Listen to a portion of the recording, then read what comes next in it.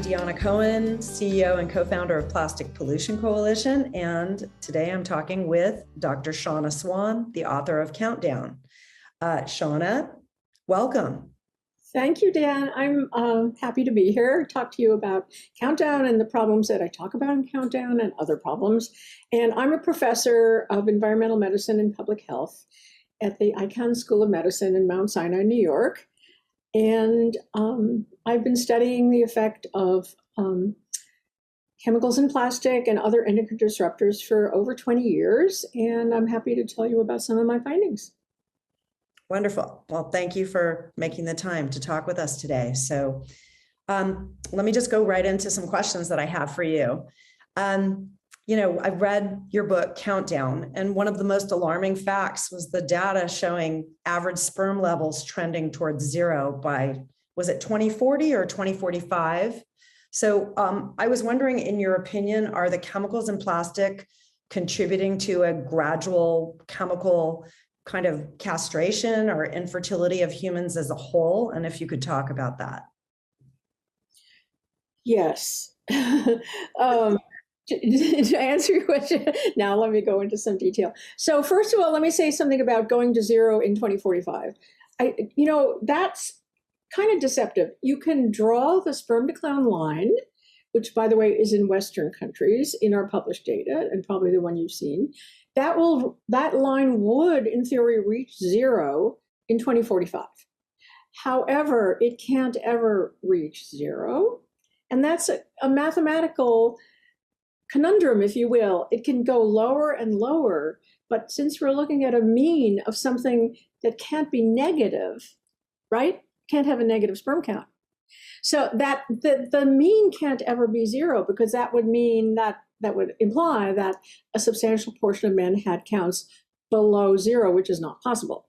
So what actually happens when things approach a lower limit biologically is that they can come closer and closer, but never reach it. And that's what we see with sperm decline. We do see a dramatic decline, cut in half, 99 million per milliliter in 1973, and down to 47 million per milliliter in 2011. That's 39 years. It's a decline of 52%. Which is faster than 1% per year. And if you thought about anything else, like breast cancer or ADHD or anything that was increasing or changing at that rate, people would be up in arms. But for some reason, they're not so alarmed about this decline. But I do believe, and you asked about could it be plastics? Yeah. So for me, I'm a scientist, so belief isn't really part of my equation. I look for data, and that's what I did when I saw this sperm decline, okay? So what I started doing research in around 2000 and looking at a number of chemicals in the environment that could be playing a role. But first I convinced myself that the environment was important. And I did that by looking at sperm counts in different environments where they were measured in the same way, and the men were similar, and yet we saw a huge difference. Here's a number. Minnesota had twice as many moving sperm as Columbia, Missouri, which is rural, small town, middle America, covered with pesticides. And there we showed that it was the pesticides that were significantly linked to sperm decline. Sperm count, which is implicated. But then after that, I started thinking about something which toxicologists had talked about, which was something called the phthalate syndrome. Now, the phthalate syndrome, we can say what it is, but the first remarkable thing about it is that it exists at all. That there is a syndrome named after phthalates, plasticizers that make plastic soft and flexible, and do other things as well, which I'm sure we'll talk about. But the fact that there's this syndrome, what does that mean? That means that something that's so important that scientists have singled it out to name it as a condition. And it's something that appears at birth in males when the mother was exposed to phthalates. That's why it's called the phthalate syndrome. Okay, so when I heard about this, I thought I was really alarmed, and I decided to ask, do we see that not only in the laboratory in animals, but do we see that in humans as well? And so I spent 20 years answering that question, and the answer is yes. So that's why I not only believe that plastics are playing an intimate role in sperm decline and fertility decline and reproductive function decline, but I have the evidence that you can interfere with fertility and semen quality and so on by messing with the hormones of an unborn fetus with phthalates, and now we know other chemicals as well. And have you looked at bisphenols as well? Yes, we have, and bisphenols are also bad news for reproduction. They're not linked directly to sperm count, however. So since that's where I focused a lot of my work, and we don't have them linked to specific malformations of the male genital tract, which is the other area where I focus my work. Other people have worked and shown that bisphenols are also really harmful for reproductive function. It's pretty interesting to watch just industry's response to the evidence and the scientific research that came out around BPA, bisphenol A, and how easily it's almost like a PR move, made the shift to saying things were BPA free and just switched to a different bisphenol that maybe, was molecularly, one molecule different. But from what I understand, many of those are equally bad, if not worse, to BPA, the BPA substitutes. Right. And so what you're describing is a practice that we call regrettable substitution, or whack-a-mole. Ruth Ann Riddell called it whack-a-mole, Silent Spring. But I call it scamming. You know how people are very alert to scamming these days? Scammers come in on your email and mess with your head and mess with your, maybe a lot worse than your head. And it's a kind of scamming. So what industry has done is say, okay, you don't like BPA, we'll take it out and we'll put in something that is, as you say, structurally very similar, chemically very similar, doing the same harm. But they also did it for phthalates, and they did it for other chemicals, the flame retardants and so on. They've been doing this for years. That's common practice of the industry, that because there's no law that says a chemical has to be proved safe before it's put into the marketplace. So nothing is stopping them from substituting BPF or BPS for BPA or DINP for DEHP and so on and so forth. So this is how they can go about conducting business as usual with this small change, which doesn't really cost them very much. And then if you buy a BPA-free bottle, it says BPA-free, I think you're being scammed if it contains BPF or BPS. Mm-hmm. It's a form of greenwashing. Yeah. It's interesting, dishonest, but it's dishonest, and I think the public should know about it. And that's a problem we can talk about, like how do people know about these things and hear about them, and they should be outraged. Yeah, I know I feel outraged, but yeah, I feel sure. Yeah. I was just thinking as well, aside from thinking about how this whole whack-a-mole concept and shifting things quickly to regrettable substitutes is a form of greenwashing and marketing. But I was also thinking about, I'd like to just ask you if we backed up a little bit and we're talking to people who are new to this issue, how you might present it in a more general way to them, because I feel like I like going down the rabbit hole of talking about chemicals, because I think it's interesting and I continue to learn as much as I can about them. But I feel like, your average person who's just trying to get through a day, go to work, buy food, put food on the table for their family, care for their family, may not have time to go deep into understanding or really thinking about this at all, and may not have the ability to select other packaging choices, et cetera, that, Right. might be less reactive. So how would you approach just laying out an overview of this issue for someone who's new and coming to it, Shanna? So I would say the first thing to note is that we are very sensitive to very small perturbations of our hormones, changes, things that change our hormones, we're very sensitive to. And we need to do that because hormones are present at very low levels and the body responds to them in very important ways, all the way from conception throughout life. So we depend on these hormonal signals to create proteins, to function as organisms. And so anything that's going to interfere with those can seriously affect our development and health.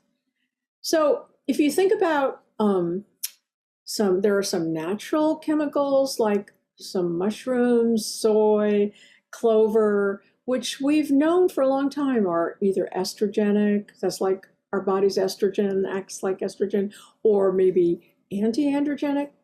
But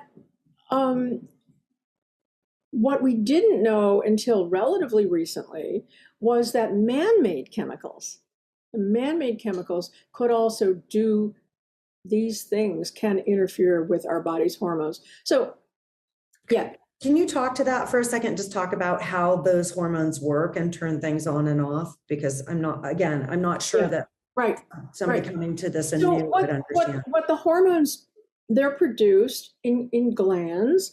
They travel through the bloodstream and they go to a target and they tell that target, they go into a receptor, and when they're read out, the response is to make a change in the body, maybe to produce more protein or to limit some function of the body.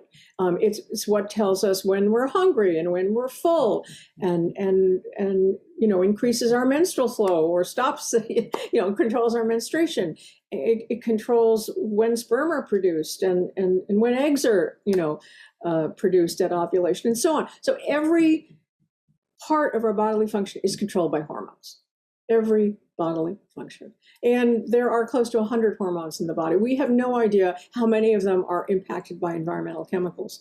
I have focused on the steroid hormones. Those are the sex hormones, the estrogen, testosterone, to some extent progesterone. These are the things that affect reproduction, and that's why I study them, because I study reproduction, right? But there are others, thyroid hormone affecting immune function, and ghrelin affecting appetite, and so on and so forth, every function in the body, right? So if you have a chemical that gets into the body, we can talk about how they get in, gets into the body, which is not a hormone, but it's a hormone mimic, another kind of scam, right? It comes in, says, I'm an estrogen, I'm going to sit in this estrogen receptor. You don't need to make any more estrogen. We're all happy here with the estrogen, so you can stop making that estrogen, right? That's going to interfere with your body's function. And it might interfere with the way the estrogen is transported. It might, how it passes through tissue membranes and so on and so forth. So surprisingly, there are a lot of chemicals that have this ability to trick our body into thinking it should make more or less of a particular hormone. And the phthalates, where I've spent a lot of my time, have this uncanny ability to decrease testosterone production. Anti-androgens, they're called, because testosterone is an androgen. So these chemicals that are anti-androgens, they're going to mess you up. Grown men know how important testosterone is. Women are not so aware of it, but they've got it too. Testosterone is important in adults for sexual function, libido, muscle mass, and all kinds of reproductive function. But the biggest effect is in utero. Maybe we can talk about that afterwards. But does that kind of cover? Yeah, that covers it. But so let's talk about how they get in. Yeah. All right. Right. So first of all, they get in through ingestion. So what does that mean? That means eating and drinking, right? And they get in through our foods and our drink. And how do they get into the foods? Well, they can get into the foods lots of ways, but one way is through the production. And I want to give you a really clear example. This is a small study. It was done in Eastern Europe. It was on cows that were being milked. And what they did was they compared the phthalate levels in milk from hand-milked cows, old-fashioned hand milking, to machine-milked cows. And the machine-milked cows, well, you've seen milking machines, right? They have these tubes. Well, those tubes have, guess what? Phthalates in them. So what they did was they measured the phthalates in the milk that had come from the machine milk cows and the hand milk cows, and there was significantly more phthalates in the machine milk cows. Now, I know you're not surprised about that, but it was, and I don't think I wasn't surprised, but what I was surprised was that this was ignored. It was ignored, and no action was taken, and nobody said, wait a minute, we have to change the tubing in these milking machines, right? So that's just one example. Another example is the neonatal intensive care nursery. There, the babies are receiving their food, their nutrients, and their air, basically, through tubes. And a study at Mount Sinai and other studies have shown that the amount of phthalates in the urine of the infants is proportional to the number of tubes coming into the body. Mm-hmm. Right? So this was published, I think first one was 7 years ago. Mm-hmm. And now some hospitals are trying to swap out those tubes, and some are being successful. So thank goodness they're paying attention to that, because phthalates in the body of a neonate that's premature is going to be extremely important to their development, right? They're not even, they're basically still pregnant in the womb, but it happens to be in a bassinet because they were born prematurely, right? Yeah. Yeah. Shauna, I was going to say, I remember reading healthcare, the greening of healthcare, and looking at the work of Healthcare Without Harm and Kathy Gerwig's work with Kaiser Permanente to swap out the heavily phthalated tubing for the neonatal ward. But so, I mean, how does that translate into, I know I've read the results of some of the research of studies done with babies exposed either in utero to these chemicals, or, you know, young children exposed, but obviously we don't run tests, a bunch of tests on babies and children. So how do we know, and what is the impact that we're seeing from the exposure to the chemicals in these plastics and plastics with newborns? Yeah. Well, the best way to know what a child is exposed to in utero is to see what's in the mother's body, because we can't get the baby's own, blood or urine, or so. But it turns out that what's in the mother's body passes the placenta and goes into the fetus's body, right? And so this model, which is now carried out in studies all over the world, many, many, many studies, is to enroll pregnant women early in pregnancy. By the way, early is important because the most damage is done for reproductive systems early in the first trimester. So you have to get women as soon as possible after they know they're pregnant and get them to give a urine sample. And that's the critical thing. If you have the urine, put it in the freezer, keep it, store it as -80 so it's safe. And then when you have the opportunity, you can take it out, send it to a laboratory and find out what are the levels of phthalates in there. And we've done that in multiple studies. And what we found was that when you do that, the higher the level of certain phthalates, and we can talk about which ones they are. And by the way, I didn't finish. I only got to the food part of the exposure. We need to come back to that. But we showed that when the mother was exposed to higher levels of some phthalates, that the boys they showed changes in their genital development, the actual size of the genitals, and some malformations that reflect having incomplete testosterone at the right time. In other words, here they're programmed to see testosterone in a certain period in development. We know it's a couple weeks long. They have to have enough testosterone. If they don't, then their genitals will not develop normally. And not only the genitals you see when the baby's born, but also what's inside his body, the germ cells that will produce the sperm when he is an adult.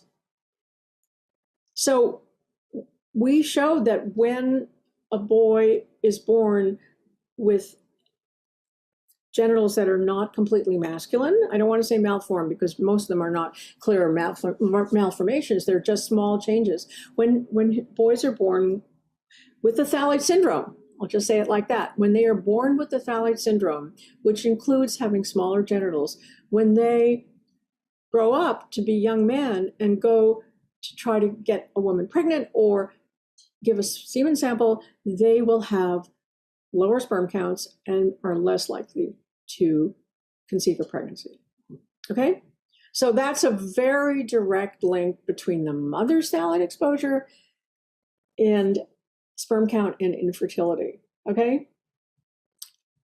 So there are other changes. There are changes in the brain. These are not less obvious, but they're important. And we've studied those as well. Changes in behavior, changes in socialization, and so on. And to look at that, we actually wait till the children are 4, 5, 6, 7, 8, 9 years of age and test them using standard psychological tests. And here's one example. At the age of 4, the mother answers a question in Sweden, in every clinic: how many words does your child know, understand? Okay? And it turns out then when the mother has higher levels of phthalates, the number of words that a child knows is reduced significantly. Okay? That's a brain change, right? And that study, the Selma study, has a lot of data on changes in behavior and function, socialization related to phthalates in utero. So the damage is done initially when the woman is pregnant and then plays out over the lifetime. I know that I've seen it written that exposure to the chemicals in plastic has been linked to lower IQ. Yes. So I think that's basically what you're describing. That same study, by the way, in that same Swedish study. I see. Okay, great. Thanks. Sorry if I am simplifying it a little bit. If I do it incorrectly, please correct me as the scientist. No, perfect. You're doing perfect. Yeah. I'm always also trying to, we are always trying to help translate it so that people can grasp it and understand it better. I know we had some other, you weren't finished telling me about the food exposure. Right. Okay, good. So we talked about chemical phthalates that are introduced during processing of foods. Okay. Right. And by the way, that doesn't have to be milk. It could be spaghetti sauce. It could be, and then there's storage of food. So it could be when a chemical is stored in plastic, the phthalates leave the plastic and enter the food. And this is accelerated, of course, when the food's warm, but it happens. Wait, say that one more time, because you said when a chemical is stored in phthalates. I'm sorry, when the food is stored in phthalates, in plastic with phthalates, then the phthalate leaves the plastic and enters the food. Okay? Just like it did for the milk or for the NICU baby. So it can be processing or storage. And the worst example, I think, is probably putting your food in a plastic container and putting that in the microwave, because then it's direct contact, it's heat, it's all the bad things together, and the food picks up the phthalates. Yeah, it's something that I only, have come to understand in the years we've been doing this work. So Plastic Pollution Coalition is 12 years old now, but I think about 5 years in, after some conversations with different scientific advisors, I began to think about, the plastic Tupperware containers, particularly when you put spaghetti or anything that's got a tomato or acid sauce in it. and how that stains the plastic Tupperware or container. And what does that mean? And so I began to realize, this is just me, I feel like I'm your average person, like trying to figure it out.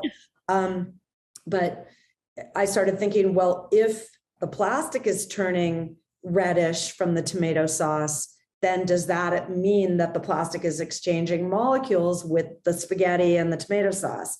And I, deduced that yes, it must be. And so then it got me thinking about what kind of chemicals might be coming out of the plastic container and going into the food that I was then reheating or heating or cooking and eating, et cetera. So, yeah. Did you stop? Yeah, of course. Yeah, I'm a big fan of glass. So glass and ceramics. Right.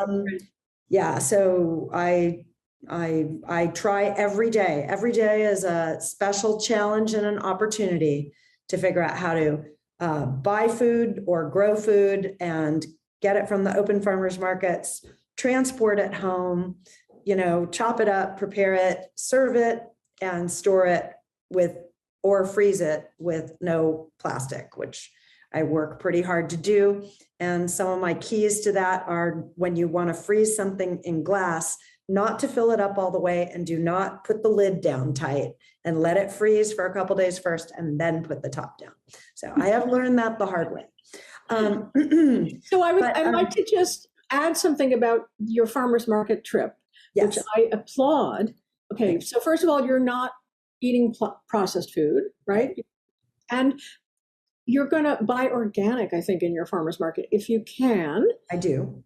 And so I want to just add that phthalates not only make plastics soft and flexible, they also increase absorption.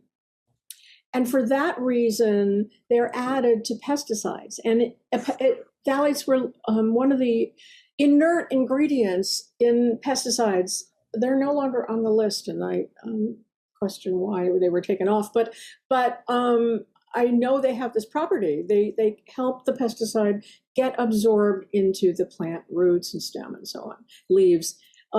They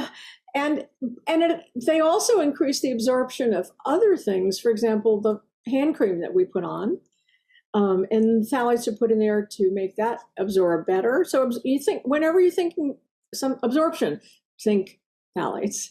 And then they also are put in to retain scent and color. Mm-hmm. So that's your lipsticks and, nail polish, and also smell.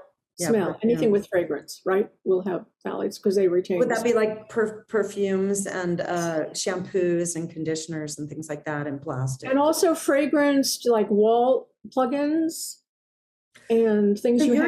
So you're saying what, like with beauty products, for example, that they're added into the actual product, that we're not just being dosed by the container that they're in? Absolutely. Wow. Yes, absolutely. So anything with a smell, if you can buy, when we asked our women in our study to tell us what they used on their bodies and in their homes, and then we said, is it fragrance free? And those who reported products that were not fragrance free had higher levels of several phthalates, significantly higher levels of several. So we almost need like a training course for everyone, how to read those lists on the back of products and understand.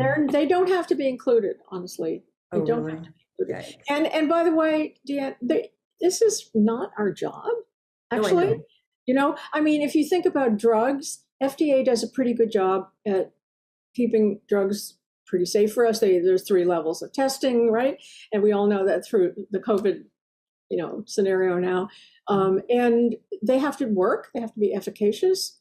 This came after years of terrible drugs that were doing terrible harm, which we don't have to get into. But eventually the FDA got it pretty good, and we're pretty safe so we need the same kind of protection for the products in our daily lives. There is no protection from the chemicals in products in our daily lives. So, and how could we affect change with that? Would that be like I know we've all been talking about TSCA in the United States for, revamping TSCA, the Toxic Substance Act. but I mean, how and where do we approach this? Because it feels important to me. So it's extremely important. And I think I see 3 steps. Public awareness, which does not exist, and maybe this podcast will help. Public awareness, working with manufacturers to recognize the need to change these products, right? Mm-hmm. Because we don't have safe alternatives at this point. So even if, people demanded a safe alternative, right now it doesn't exist for most chemicals. Not all, but most of our products. And finally, we need the legislation with teeth that regulates at human relevant scenarios. And that sounds like that's kind of jargony, but what that means is when products are tested in the laboratory for regulation, they have to be tested at the levels, the doses, and the mixtures that we're exposed to, right? Right. And we can go into that if you want. But yeah. I have to finish and say, beyond the ingestion, and we talked about the dermal absorption, I just want to say we also get these things through inhalation. Mm-hmm. So we get them through our dust, we get them through our hairspray, for example. That's a great source of phthalates through inhalation. And they're off-gassing all the time into our environment. So you can... Carl Gustav, who did that study that you liked about the IQ, he mm-hmm. also did a study where he put pizza boxes on the top of fridges and he collected the dust and then he measured the phthalates in the dust and found high levels of phthalates in the dust just sitting on top of the fridge, right? So we're surrounded by them all the time. Mm-hmm. And HEPA filters will help. Mm-hmm. Leaving your shoes at the door will help. But basically, those are Band-Aids for the problem that's much, much bigger. Yeah, it's been interesting just to see the studies that have come out this year about microfibers and microplastics in human placenta, both on the mother's side and the baby's side, and in lung tissue. Let me ask you a question about, it feels like this issue and the research you've been doing and your new book, Countdown, and the focus around the impact of these chemicals in plastic on fertility and, human fertility, but also animal fertility. But it feels like it's largely a bipartisan issue. And I was wondering if you could tell us about your Count Me In, #CountMeIn campaign, and what sort of response you've received from the public. I think what we're seeing from public response is that people are extremely interested and concerned. I want to recommend to you a YouTube video. I don't know if you've seen it. It's made by a very talented young man. It's called After School. I haven't seen it. After School tells the story that I'm talking about today. Mm-hmm. And it has been viewed, last I looked, by over 1 million viewers. Mm-hmm. Over 1 million viewers. I don't know the coverage of the Joe Rogan show, but it was huge. And the comments were amazing. And what you hear over and over again is, why don't we know this? Why haven't I heard this? So look, you've been working for 10 years. I've been working for 20 years. There's a whole army of people, dedicated, honest, hardworking, committed people working on this for a long time. Mm-hmm. But the message is not getting across. Mm-hmm. Would you agree? Well, I would agree in that I find whenever we present things, or just in my personal experience speaking, people always ask, what should I do? What am I supposed to do? So I think that the public, human beings are hungry for knowledge, but they also want to have something made as easy as possible for them. And that's really that's the main thing that I find. I think we all work hard to communicate to the best of our ability as we learn along the way. the different parts of this issue, looking at the impact of plastic pollution, how plastic, pollutes us and all living things on the planet, from extraction through manufacturing, production, use, if it's single use, very short, use, and then is instantly a waste management issue, oftentimes incinerated. In fact, in the new legislation that was just signed, unfortunately, it includes incineration or waste to energy, which is very unfortunate because that is going to poison a lot of people. And so, it's always a question of understanding the interconnection of all of these things. I know in talking with Dr. Pete Myers that oftentimes what I've come to understand about phthalates and bisphenols and these chemicals is that we don't have to be exposed to them at a high level for them to change our bodies and impact us. But I actually want to ask you questions rather than me trying to process it all. Right. So, I'm curious if you could talk about how you might suggest we improve regulatory measures to ensure that, low doses, high doses of endocrine disrupting chemicals aren't being overlooked or missed altogether. So you brought up a very important point. That's the low dose, low exposure scenario, which is not tested. So we're using a testing paradigm which is extremely old and which assumes that if you have something bad, more of it is worse. And I like to tell this example about exercise. So exercise, there's and one extreme, which is you over-exercise, right? And women who over-exercise don't menstruate, so clearly affects reproductive function.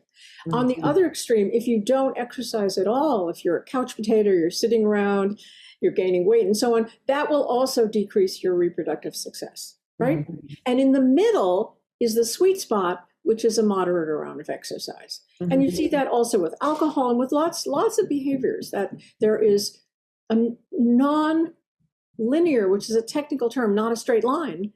It's not like more exercise is better, up, no matter how high you go. And it's not true that on the other side, less and less is better, right? It's a curve. Can you see that? Mm-hmm. Right? And so that's the way hormones react. And that's the way we should be regulating these chemicals. We have to find the harms at high doses, and then maybe there's an apparently safe level, but maybe below that, it gets risky again.